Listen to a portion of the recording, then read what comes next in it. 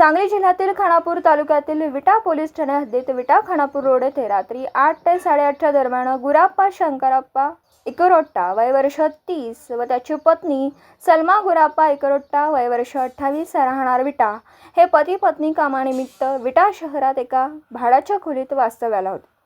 सलमा यांचा पती गुराप्पा हा मूळचा कर्नाटक राज्यातील जिल्हा यादगीर तालुका शोरपुरा राहणार याडहळ्ळी सध्या राहणार खानापूर रोड खानापूर नाका येथे राहत होता। पत्नी सलमा आपल्या पतीस कुठेपर्यंतचा भाड्याच्या खोलीत दिवस घालवायचा, स्वतःचं काहीतरी घर बांधलं पाहिजे, प्रत्येक वेळी खोल्या बदलत राहायचं। पती गुराप्पा याने पत्नीच्या मागे आपण खोली दुसरीकडे बघूया, विटा शहरातील मुल्ला गल्ली किंवा हजारे मळा या ठिकाणी खोल्या भाड्याने घेऊन राहूया असा दोघांमध्ये विचारधारा झाली। मात्र सलमाला खोल्या बदलून प्रत्येक वेळी त्रास होत होता। इथेच आपण वास्तव्य राहूया असे सलमा यांनी आपल्या पतीला सांगितल्यानंतर संतापलेल्या पतीने हातामध्ये लोखंडी खोरे घेऊन पत्नी सलमा हिच्या डोक्यात जोराने घाव घातला।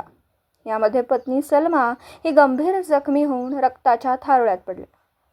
तिचा जागीच मृत्यू झाला। पतीने आपल्या पत्नीच्या डोक्यात लोखंडी खोरे घालून किरकोळ कारणावरून खून केल्याने त्या परिसरात एकच खळबळ उडाली।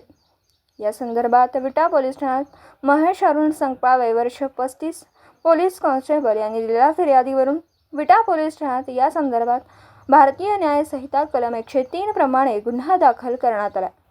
या घटनेनंतर विटा उपविभागीय पोलीस अधिकारी विपुल पाटील सह विटा पोलीस ठाण्याचे पोलीस निरीक्षक शरद मेमाणे यांनी घटनास्थळी धाव घेत संपूर्ण परिसराची पाहणी करत माहिती घेतली। रात्री घडलेल्या या प्रकारामुळे एका शहरात मात्र वेगवेगळ्या चर्चेला नागरिकांमधून उधाण आले। घटनास्थळी बघ्यांची मोठी गर्दी झाली होती। विटा शहरात खानापूर रोडवर मर्डर झाला अशी चर्चा संपूर्ण गावात वाऱ्याप्रमाणे पसरली। कर्नाटक राज्यातील महिलेचा विटा शहरात खून झाल्याने एकच खळबळ उडाली। या घटनेचा पुढील तपास विटा पोलीस ठाण्याचे पोलीस उपनिरीक्षक पूजा महाजन येळकर करीत आहेत।